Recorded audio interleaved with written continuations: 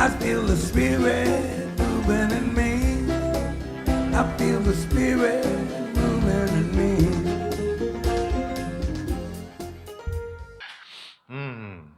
Well, I've got a good friend of mine who calls me the Reverend, and I'm going to prove that to you. Right. You might remember these words. Can anyone finish that sentence? No, you don't have to. Because it's in your mind, right? Well, I did not, and you know the rest. The whole world was watching him dig a hole with his words, growing increasingly defensive. The more he tried to sound convincing, the less believable he became. Now, here's the funny part. None of us ever get defensive. Right? Ever get defensive? Never. I do not. I never get defensive, right?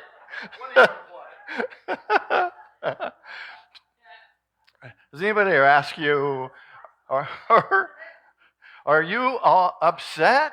Are you upset with me? Oh, no, I'm fine. Are you being defensive? You think I'm defensive? You are just too critical. Or, I love the spiritual version of this. Are you angry? No, I'm not angry. I'm just practicing non-attachment.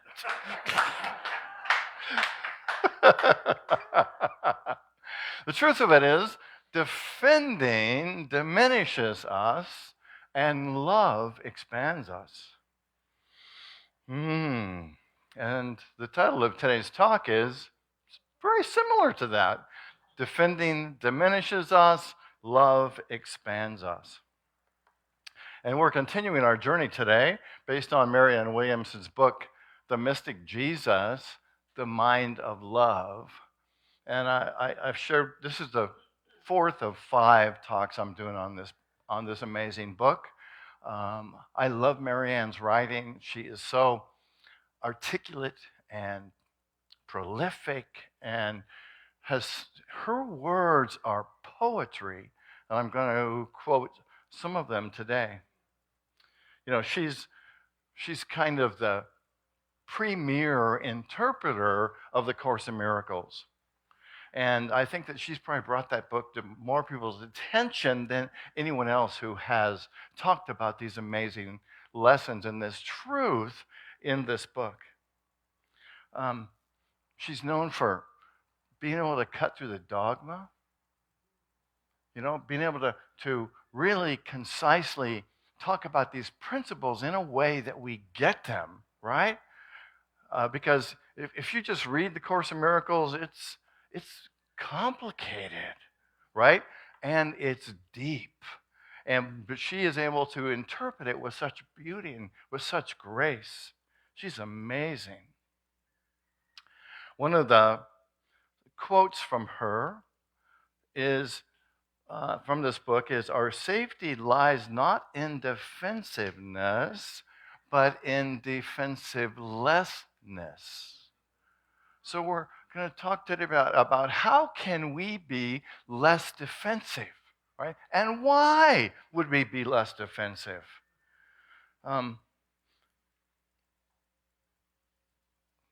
Anyone taught not to be defensive?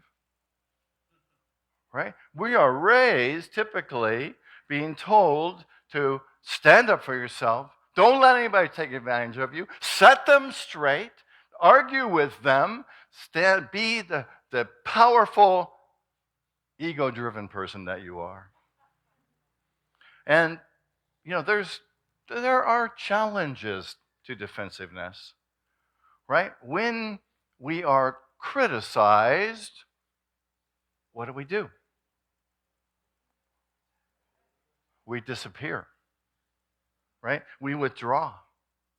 We may not argue, but we harden. Defensiveness is kind of like a ping pong game.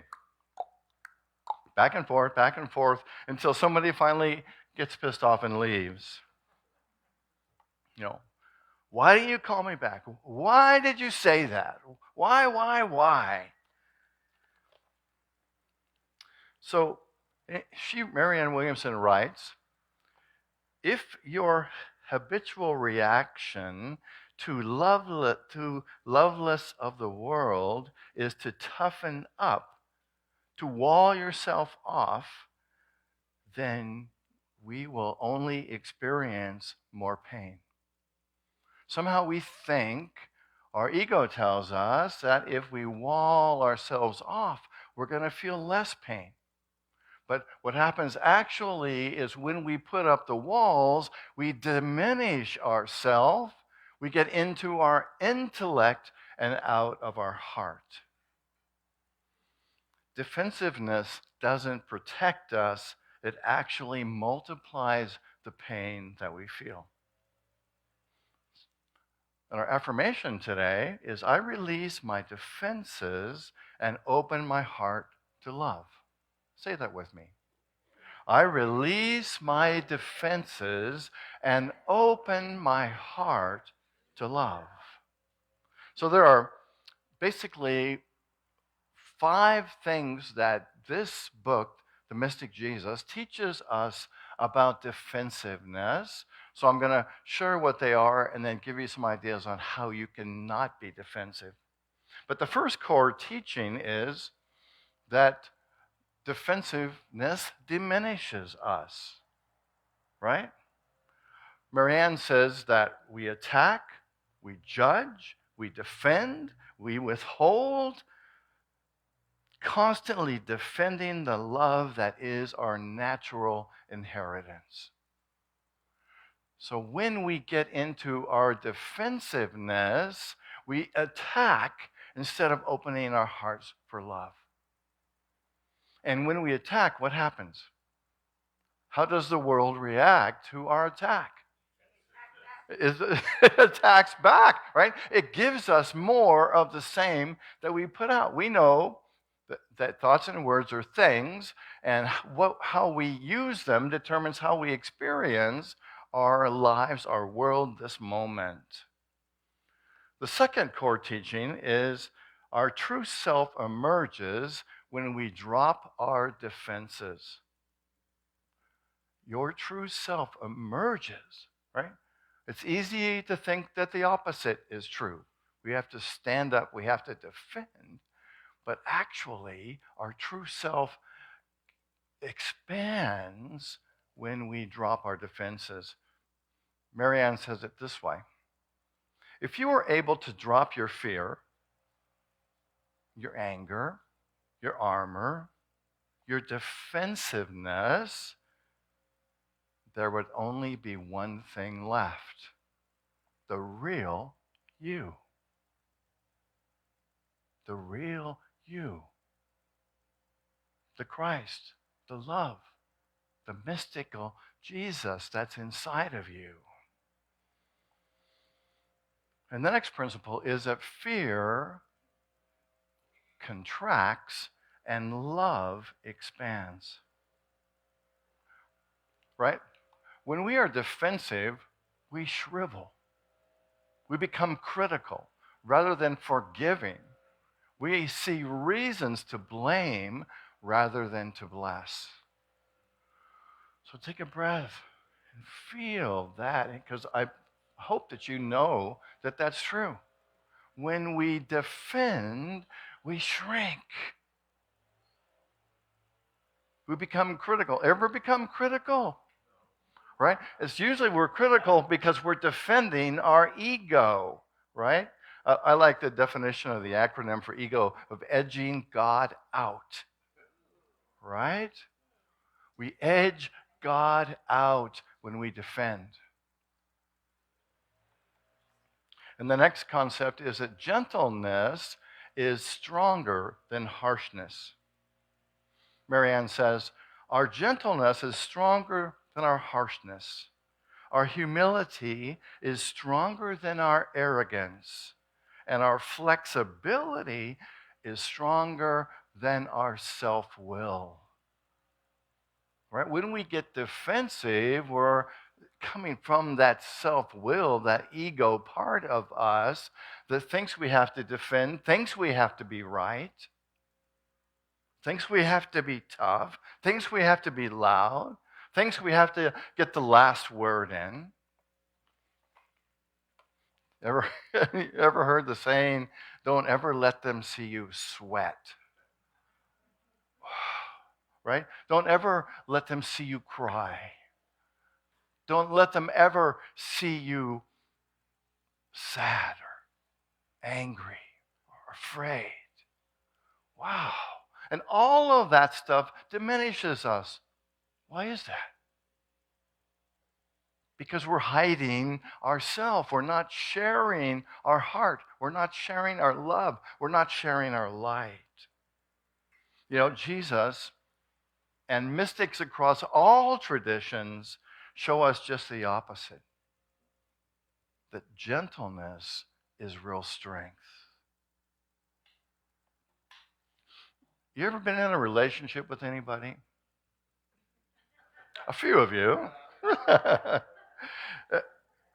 Have you ever been with somebody when you were angry and they touched your arm or they touched your shoulder and they simply listened to you? How did that feel? Pretty amazing, isn't it? I really believe that's what we're called to do, is to be that gentle presence for each other. And the last of the 5 things that the mystical Jesus teaches us is that love leads to resurrection and expansion. Marianne says, that's what it means to grow our wings, to fly above the illusions of the world, right? Because when we respond with love, we're not getting caught up in the illusion, the untruth, the feelings or the doubt that we might have that we are full, capable, loving expressions of God. We forget that. And so we defend ourselves as if, does the Christ present within you need defending? I think that means no.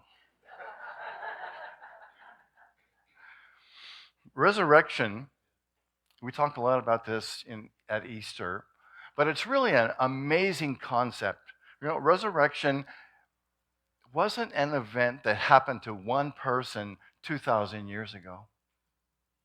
Resurrection is an experience that happens to us every time we choose love instead of defensiveness. Every time we choose love instead of fear, that's a resurrection. Right? It's a resurrection of the essence and the truth of who we are. To be present in that love.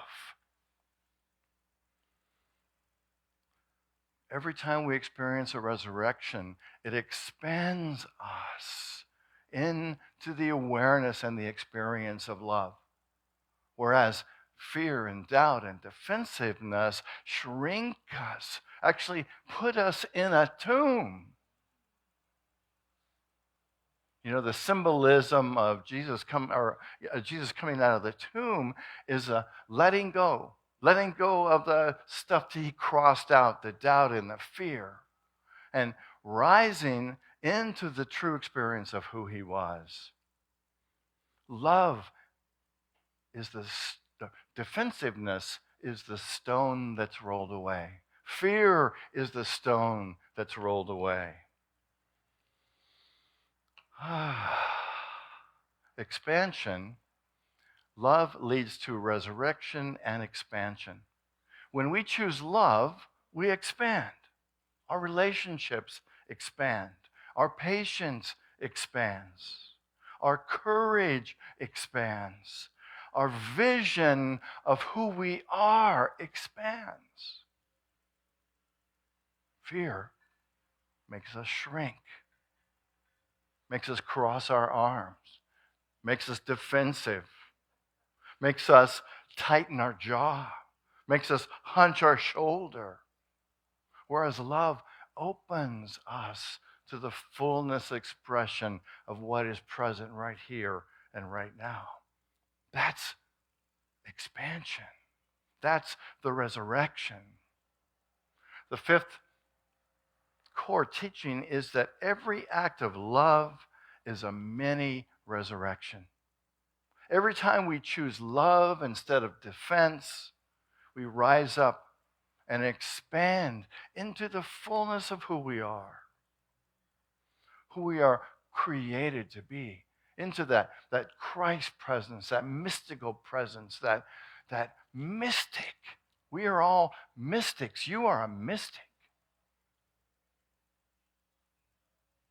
Make no mistake. Don't be defensive. Rise into the mystical experience of love that you are. Okay, so you say, all right, there's enough of that. So how do we, what are some practical things that we can do to choose love over defensiveness? So imagine, anybody ever had a challenging situation or somebody said something to you, did something to you, and you felt all the blood going to your head, right? Right? Anybody ever experienced that? Raise your hand if you experienced that. And right? And it just feels like you're going to explode, right? And it's like, wow. So the first thing that we can do is to pause before reacting. You know, there is typically a 1 or 2 second time between the experience and our reaction. And that's the mystical moment where we get to choose. Are we going to respond out of doubt and fear, get defensive, or are we going to respond in love? And we get that. Isn't that a great choice point? You ever been there? Where you had that point? And you know, sometimes we choose, I'm just going to get really pissed off, right? And you know, and I have to say there is some there's some satisfaction in that in the moment, right? Because it brings up a lot of energy, right? And lots of us, you know, we know that energy is everything, and we thrive on energy. But what we want to get to the point is where we are a spiritual mystic and we respond in love. So my invitation for this week is going to be, if you have one of those moments, to pause before you react. And I just did the second one. And the second one is to breathe and soften.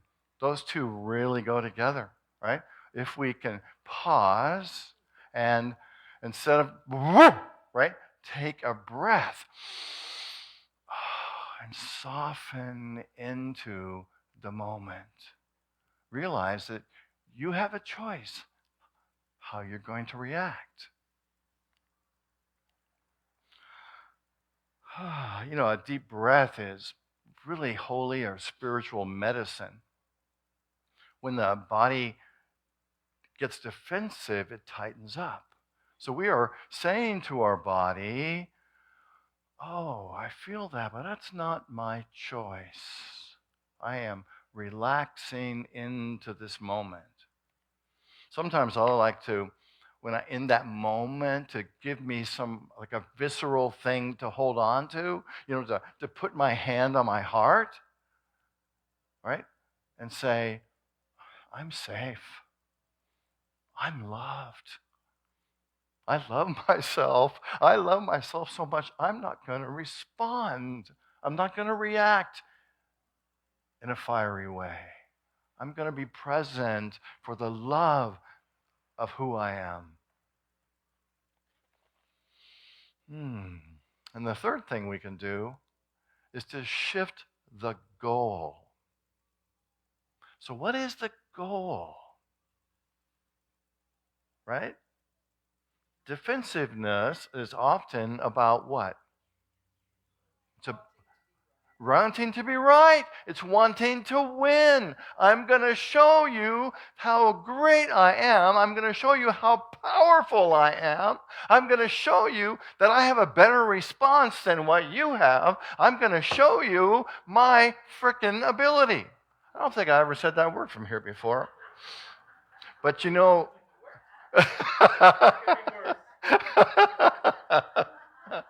right? It's kind of like, do I want to be right or do I want to be peaceful? Right? Do I want to be right or do I want to be loving? Do I want to be right or do I want to be free? Defensiveness frees us. And the next one, probably one of the most powerful things that we can do, and something that our ego certainly doesn't always want to do, and that's to choose forgiveness. Right? Defensiveness clings to blame. Forgiveness lets it go. And again, I used this quote before, but it really touched me. Marianne says, if you were able to drop your anger, your armor, your defensiveness, there would be one thing left: the real you. You know, forgiveness isn't about excusing bad behavior. It's about freeing ourselves from the prison of defensiveness. Who do we forgive for? Do we forgive for the person that we perceive hurt us? Right? They're all dancing, having a great time. But we forgive for ourselves. For ourselves. For you. Your forgiveness is for you. Certainly, if there's abuse involved in some way, we set boundaries if it's necessary. But forgiveness is really a gift to ourselves because we're not carrying that burden of blame or whatever it is while the other person is out dancing and laughing and scratching and enjoying their life.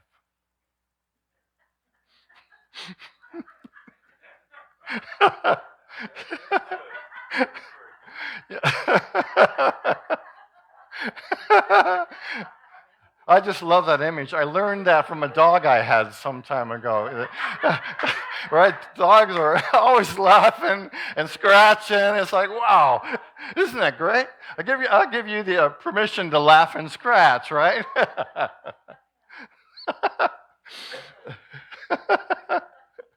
Oh my goodness. So, and the fifth thing is to practice defenselessness daily.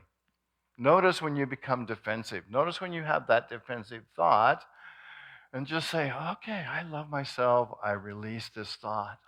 I don't need to go there. Right? And the more that we practice being defenseless, even with our own thoughts, when we're driving, whatever it is, the more we practice it, the easier it is to put it into practice. Let's say the affirmation again together. I release my defense and open my heart to love. You know, I've been doing this ministry work for 20-some years. And every once in a while, somebody gives me some kind of feedback, right? About your talk was too long, or I didn't understand it, or I wish you hadn't used personal stories. I wish you hadn't said fricking in your talk, or pissed off, or whatever it is, right? And there's been a time when my response might have been, I put a lot of energy into this. I study this stuff for days before I put something together. In fact, you try writing a 10-page talk and then standing up and giving it the next day, right? Or I've been doing this thing. I've been a minister for 24 years. I freaking know what I'm doing, right? And sometimes maybe not, but um, but if I come from my heart, if I come from the love part of me, I might say something like, "Thank you for your thoughts. I appreciate what you're saying." And that's all I have to say, right? I don't have to defend anything. I can just say thank you.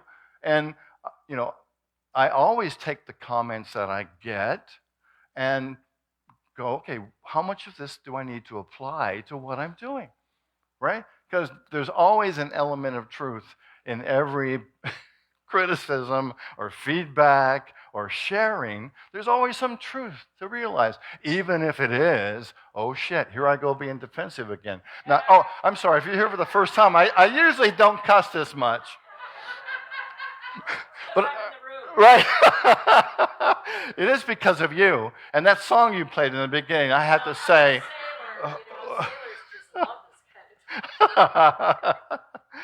Oh, wow. So, defensiveness contracts, love expands. Back in 1969, PBS was was on a chopping block. A gruff senator by the name of John Pastor was ready to slash the budget. Witness after witness came forward in the Senate meeting with facts and charts and data and made no headway. So Mr. Rogers stood up and no charge, no defensiveness, just kindness. And he explained the philosophy of love that was behind his show. And then he read this song. What do you do with the mad that you feel? When you feel so mad you could bite. When the whole wide world seems oh so wrong. And nothing you do seems very right. Do you pound some clay or dough? Do you round up some friends for a game of tag and see how fast you go? It's great to be able to stop when you've planned a thing that's wrong and be able to do something else instead. Maybe think this song. I can stop when I want to, can stop when I wish. I can stop anytime. And what a good feeling to be like this and to know that the feeling is really mine. Know that there's something deep inside that helps us become what we can. For a girl can be someday a lady, and a boy can be someday a man. That simple song, honest, vulnerable, completely shifted the energy in that Senate meeting. Senator Pastor, who started this meeting, who started off being defensive and skeptical, melted. And instead of cutting PBS's budget, he said, I think it's wonderful. Looks like you just earned the $20 million. for BBS. Rogers didn't win by defending. He won by expanding the space with love. Defending diminishes us. Love expands us. So this week, I invite you to notice at least one moment when you find yourself being defensive, to catch it, to pause, to breathe, to shift your goal, and to choose forgiveness. Practice defensivelessness, and watch how love expands you. I release my defenses and open my heart to love. Say it with me. I release my defenses and open my heart to love. And I invite you to close your eyes. So we join together for a few moments of meditation. Breathing in, I invite you to connect with that mystical, magical spirit within you. The spirit of love, the spirit of truth, the spirit of light, forgiveness. Breathing in and breathing out.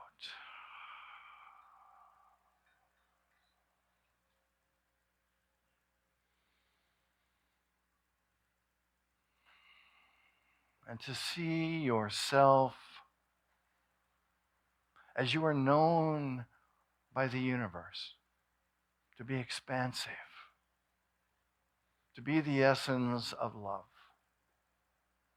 See yourself moving forward with your family, your friends, your community, into the world, being that light of love, being that expansiveness.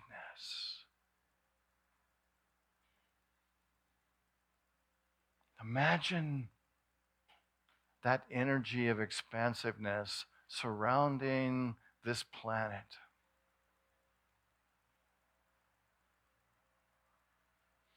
Breathing in and breathing out. And let's take just a moment to hold that vision of an expansive, loving world for a few moments in the silence.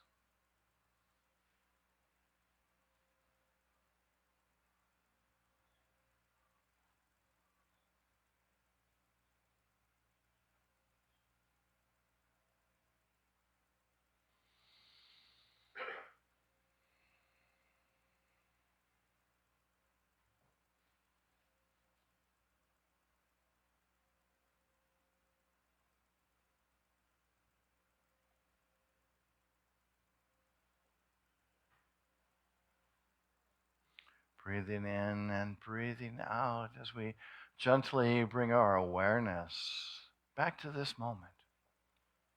Experiencing the love that we are.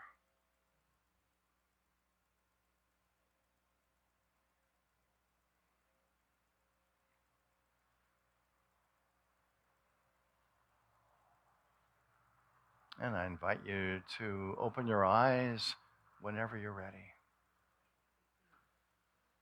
And I have a little blessing here for you. May you walk into this week with a heart wide open. May you release the need to defend, and may you expand into the fullness of who you are. And so it is. Namaste. So let's stand, and we'll say the prayer for protection together, and then we'll join in a circle and sing the peace song. So for ourselves, for this ministry, for Maui, for Hawaii, and for the world, let's pray the prayer for protection together. The light of God surrounds us. The love of God enfolds us. The power of God protects us. The presence of God watches over us wherever we are. God is. Thank you for being here today. Thank you, folks, watching us on Facebook. Where I live, there are rain.